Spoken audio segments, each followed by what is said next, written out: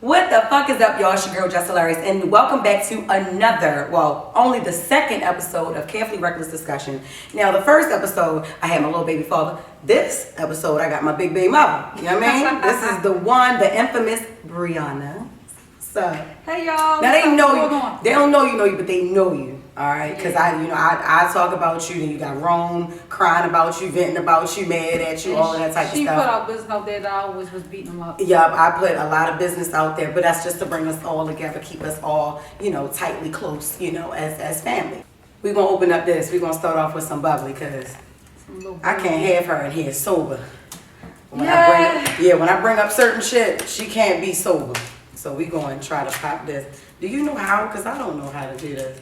No, but this is a shame. They gonna talk real shit about us. Y'all think my eye might? My eye. Yeah, I ain't gonna put it out. I ain't going. I don't even. Do I need to do all that? Yeah, try. Yeah, probably so. Woo! All right, so let's figure this out. All right. Oh, okay. It might be like this. I'm not gonna get your ivory. Please, don't. I ain't even trying to get my. Oh, it's easier than the fuck. Oh, it's easier than the thought. Look, he gonna produce a move like, hold up, bitch, because no, that's not gonna happen. That you was supposed to leave that on. Leave it on? I think. Was she was supposed to leave that on? No. All right. Shit. I think you were supposed to leave it on, sis. Yeah. Can I just bite it off, or that's how? Oh no, it's coming out. You want your teeth? Yeah, I do. Bite that thing. Oh, shit! All right, cool. All right, great. Woo! Yes, so we gotta be ready to drink. Damn it! Yes. Good thing it's one of them ceilings. For real. This might be good. What's this? I know it's Prosecco. This is Moneto Prosecco. Yes. No, it's definitely not. It tastes like beer. And all champagne tastes like beer. It do. Yep, you should have bought me a bottle of Henny then. All right. The first discussion, it included a lot of things that I want her to be able to come on here and clear up, because there are three sides to every story. We only heard one from little baby father, from Rome, and now, I want to give her a chance to, look at both of them always on the damn phone. Sorry. Look, you see, that was one of the problems. One of the problems, him and her. How would you rate co-parenting for you and Rome, from 1 to 10 right now? With 10 being easy, very compliant, everything is 1 being just dead it. Not a sip before the answer. That's how you know. I'm going to give it a -0. Mm-hmm. A -0. A negative. You know goddamn well. There ain't no zeros negative. You mean a -1? -0. All right, she said what she said. It's absolutely nothing. Damn. Me and Rome have a baby, a small baby. Mm-hmm. He's 1. Mm-hmm. So it's still very much a lot of feelings involved. Yeah. With both of us, no Absolutely. matter how much either one of us try to say it's not and I don't care. And then one of us do something and we figure out and we care. Am I trying to move on? Yes. So that's why the co-parenting is difficult, because Rome is still in love with me. I still have feelings for Rome, yes I do, but I don't want to be with him. Right. Rome cannot take that because he is a selfish person. Okay. And he's just a typical man, just like every other man. They want what they want and they want to have their cake and eat it too. And that's what he wants, Every other day he can say he want to figure it out, work it out, but that's not really what he wants to do. Is he a bad dad? No. Right. He's not a bad father at all. And y'all heard this from another one of his children's mother. He's not a bad father. No, he's a good He's not father. a bad father. He's a good father. He's, we just had our own personal issues in the relationship that causes us not being able to, do what we need to do as one. Yeah. For Brighton sometimes it's kind of hard, It affects the children a lot. I know that it affects it. What do you think is the root of y'all problem? How did you get to this point? Why don't you want to be with him? Why? Rome has cheated a lot. Okay. Rome has done things that every other man has done. Yeah. It's not a secret. It's there. I'm pretty sure a lot of people know. I don't know much about other women, but you know, sometimes cheating we can get past. A certain amount of cheating, who you cheated with, certain things we can get past, we can move forward on with it. Yes, we can. Right. But on top of the cheating, you know, Rome was an insecure man himself while cheating. Yes. He was very insecure. Yeah. And not even just with me, within who he is as a person. Yeah. That's who he is. So he didn't like a lot of the things that I've done. And I'm not the perfect person. I haven't done everything correctly. Right. I'm not going to say he was just the root of the whole problem or whatever, but the root of the problem in our relationship it started from cheating. Okay. From cheating, it went to his insecurities. You know, him just being very obsessive. He has a obsessive personality when it comes to me. And the thing is, what used to drive me crazy in the relationship was that how do you do all of that to a person when you're out here doing you? Yeah. You know, so it's like, okay, and you're selfish on top of being insecure and a cheater. So it's like, we're not getting no win here. You know, I wish that it could be a place where I was really forgiven to the point that I would be wanting to move on and be back in a relationship, but that's not where I am right now. Yeah. That's not where I am. And then especially, it gets hard when it's repetitive, like you said, when it's like, okay, you cheated this time, okay, you are one of very fucking few, well, one of two, that he cannot control. One or two of his exes that he just cannot, you know. And then, you know, me and Rome were young. I think I was, 20, 21. And then after our child, we broke up. And we just haven't looked back since. And we, over time, we became friends and, we became a co-parenting team. And then I remember when he first fucking met you, and you were the first serious relationship in like a long ass time, like honestly since me, a serious relationship. Right. And he brought you to my show and shit. Well, you were treating him for Valentine's Day, but he brought you. Yeah. And I reminded him of that moment. I'm like, yo, that's when you told me that you knew, this was the one. Rome has a problem committing for a long time, because for a while everything was great. Everything is so temporary with him. Things happen, everything is not perfect, and everything and everybody is not meant to be. For a long time I was hurt about it. I was embarrassed. Yeah. It's because it's like you have you, first of all, in the limelight. At first I really didn't want to be a part of the limelight. I just wanted to be a part of my own limelight. But it's like, of course, it dragged it out for a long time. I would tell him not to post me. Yeah, and it's very close, so it's connected. And it's like, forget it. We're going to be, I guess, in a mix, so let's just prepare for whatever it's going to be. Yeah. So I used to try to tell him, let's protect our privacy. Yeah. And he has yet to do so. Right. And that's a big no for me, because my privacy, what's really going on in here is nobody else's business. So it's like, okay, if that's what you want to do, I'm going to let you go ahead and do it. And I think that Rome is not used to a person just letting him go. No, not being like, all right, bye. And that's why it's very hard for him to move on. It was easier for you because you were fed up. Just because you are ready to now make it right does not mean that I'm ready to make it right when I never did nothing wrong. Right. So, okay, you be ready to make it right. But in order to really be at peace within ourselves, he has to make it right with himself. Right. Forget us. And that is what I was leading to next, because he said that you can't open up to him. I don't open up to him. I don't tell him nothing. I can't be, because Rome has broke my trust. Yeah, there we go. Okay, so I'm not a foolish person to let someone break my trust, and I will trust them with my business, because that is me. That is who I am. Yeah. I cannot trust you with personal things when that defines me.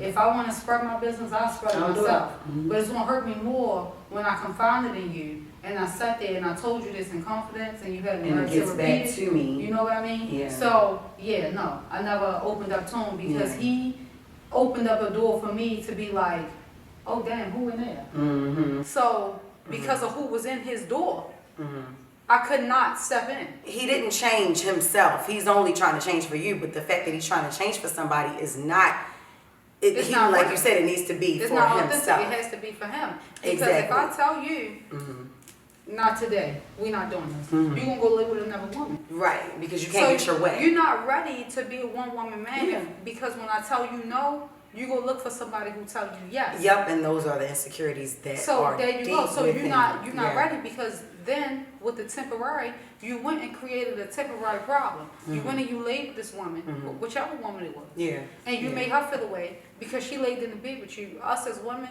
you know, we get sentimental. Some things that guys attached do, quickly. and we listen to these guys and they say, I ain't never did this with nobody before. Yeah, and then we know they have, but we still be like, we still listen okay. because we're still vulnerable. And we're women. Nice looking guy. Yeah. Sex is involved. Yeah. So it's like, I'm a sucker.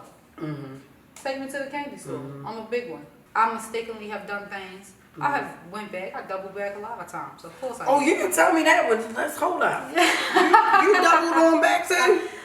No, not recently. No, Okay. No. All right. But well, I ain't know you want some more. when we was having our problems, you know, I was doubling back. Come on now. I ain't know. We all took the kids to the Bitch, amusement park. oh, you mean double back with Rome, bitch? I'm talking about double. I think you talking about double back with another nigga.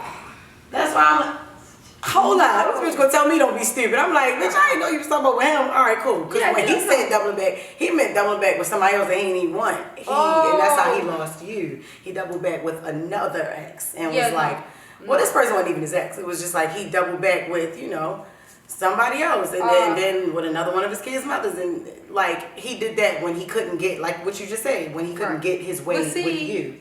That's what I thought you meant. I'm a starter pot. Okay, let's start. Shit, that's what it's carefully reckless, ain't it? Yeah, I'm gonna start a pot. Let's click it first. All right, go ahead. Start a pot. I like this. When me and Rome really officially decided to become in a relationship, I was dealing with someone. Okay. Before Rome, of course. Okay. You know how it be. You be in the jungle. Yeah. And I was dealing with this guy, and I was in love with him. Yes, I was. But I let him go. For Rome. I let him go. When I got pregnant and he found out, he was upset. I felt like I did owe him that much of an explanation. To tell him, you just up and left him. You know, did he do anything to make you, or did Rome just kind of like steal you away? He was inconsistent. Okay. The other guy, he was inconsistent. Gotcha. Very inconsistent. Okay. But I respected him as a friend.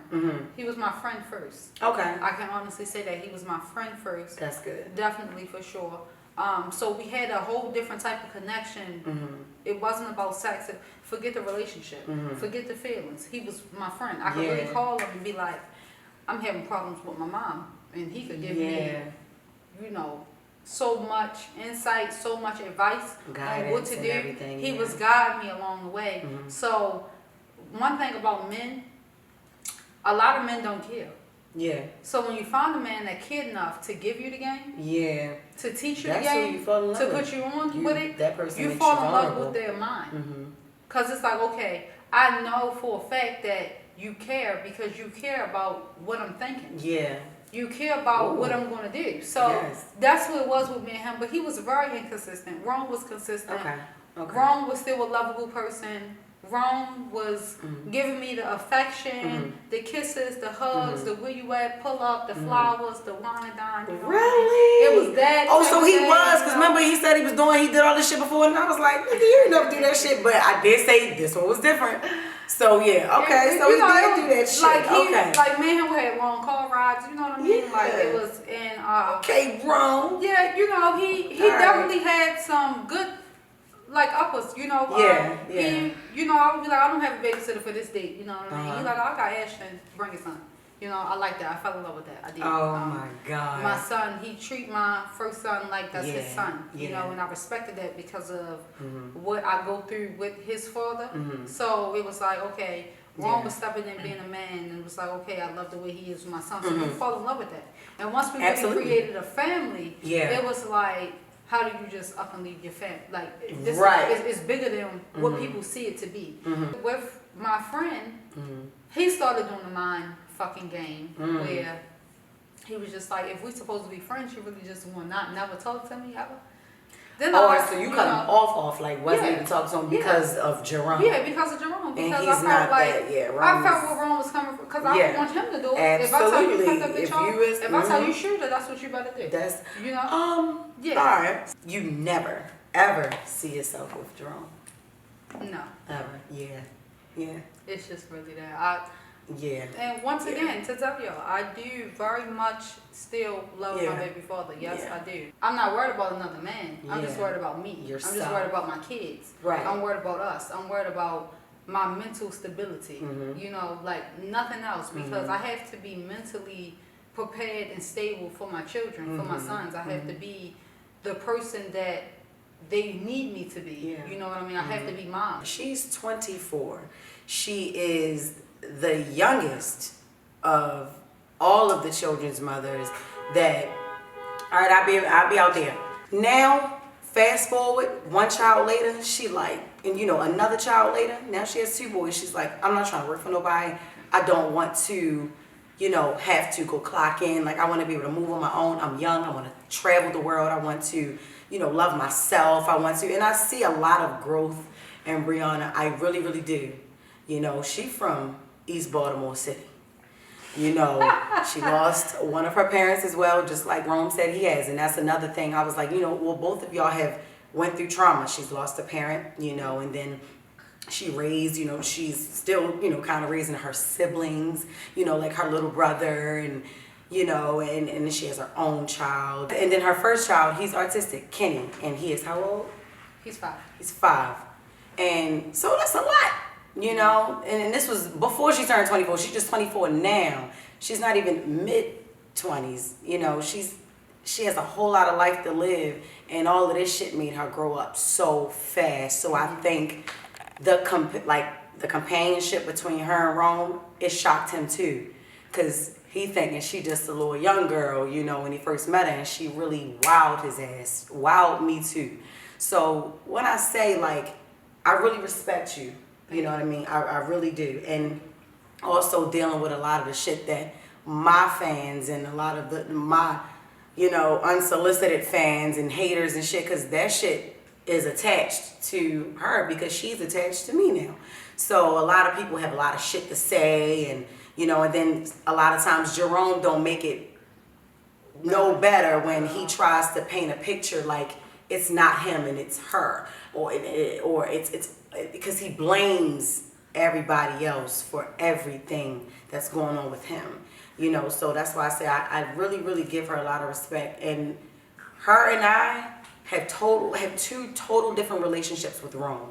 Rome is my friend. Rome is like my brother, honestly. And I know it's weirdly speaking, but there is no type of intimate connection. There is no type of attraction whatsoever. He's literally just my buddy.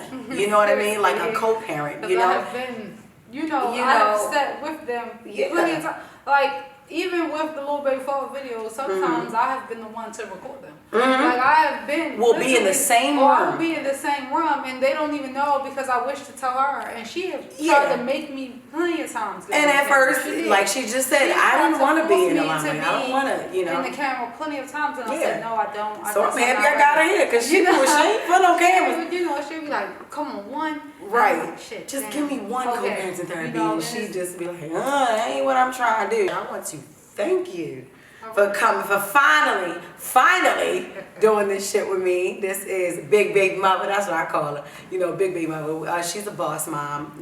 She has her own business, Briana Kin Collection. She has hair. She sells wigs. I'm talking about like real good ones. Not this one. And she gonna redo this one. I don't know who did this shit. I ain't gonna hold you. I don't know. I don't care. It's Catholic Records. I'm afraid.